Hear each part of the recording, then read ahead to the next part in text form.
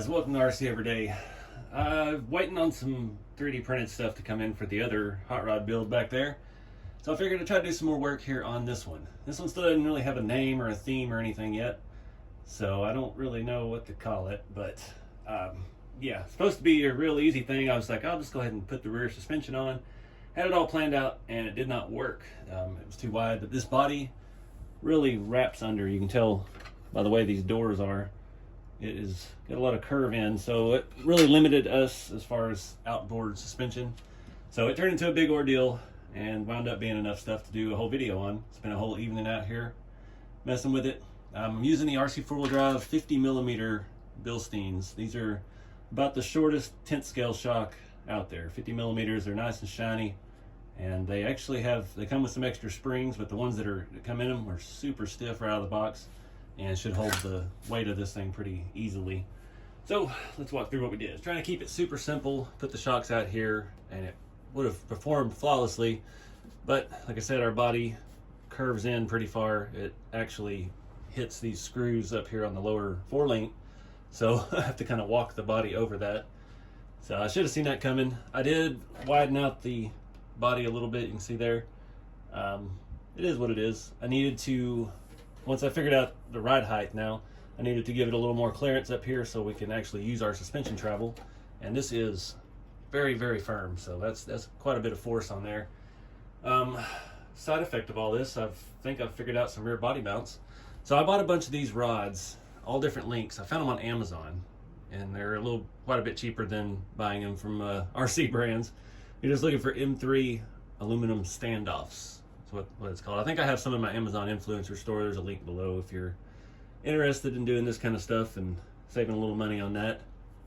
So this is a Trailfinder 2 fuel tank crossmember, and that's kind of, I don't say I always use that as the rear crossmember on the rat rods, but it works out a lot of times to do that. And the chassis do narrow in towards the front, so it does taper in. Each crossmember is a different length.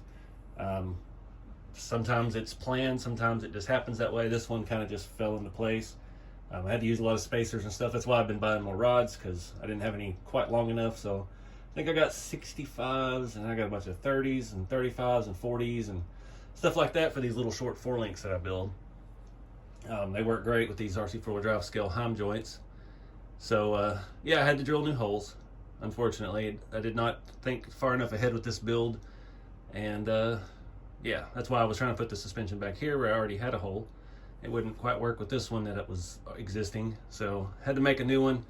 I went ahead and put another rod in there because I had one that was the right length. I'm not sure what that one is.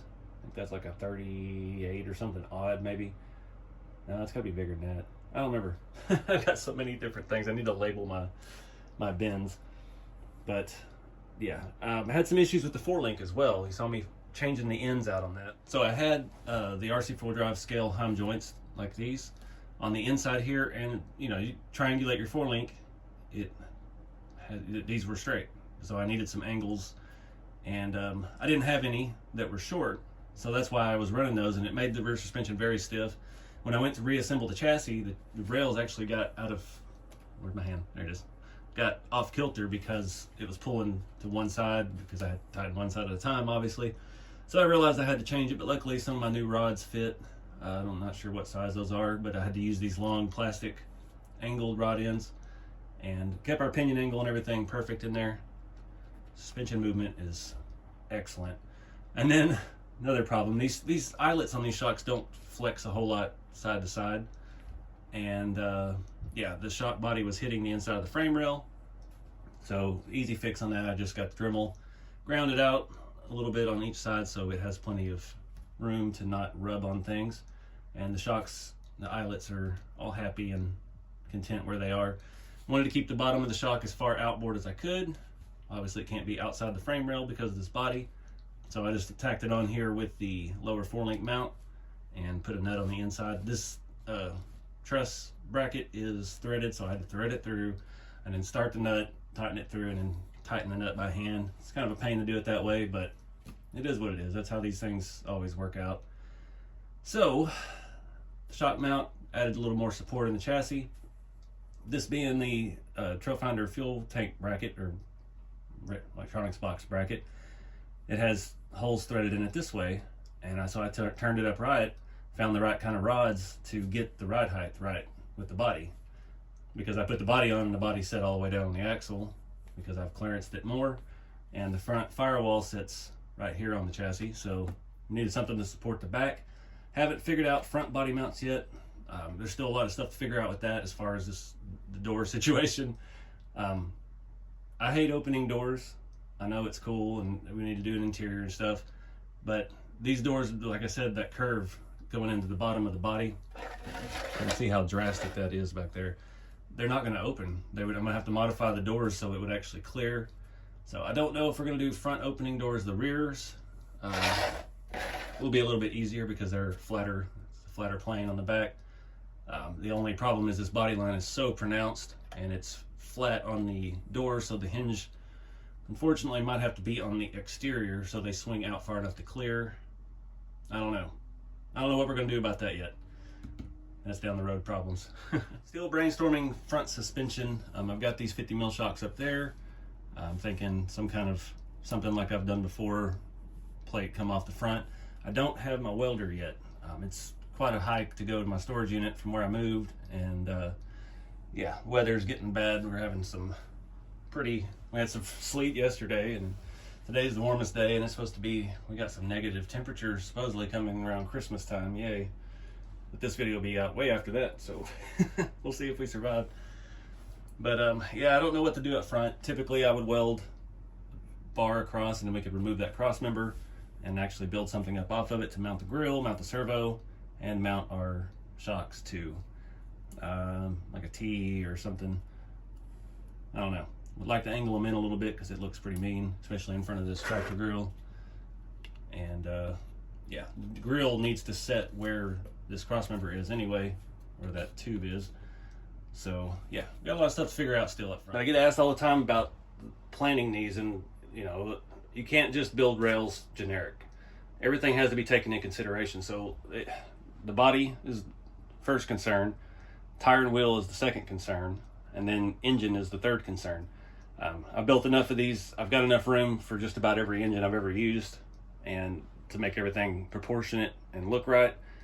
But if we were to decide to run a bigger tire, we're hosed and we have to redo the suspension, because right now that's about the max ride height I want on one of these low slung rat rods. That's, I'd say, a little bit more than 1/4 inch, and that's really all you need. So everything is jiving perfect with that. If we put a taller tire, then we have to change our shock location to get the back setting lower so the tire and the axle can move upwards. Same story out front. We can't really, this is pretty much where it needs to be. The front would probably be okay because we have a little bit of angle downward on the front radius arms, but we put a bigger tire on there, you know, then we're going to have that going on. You pretty much want it as parallel to your chassis. At least that's the way I do it, because it looks proportionate. Everything looks right as rain.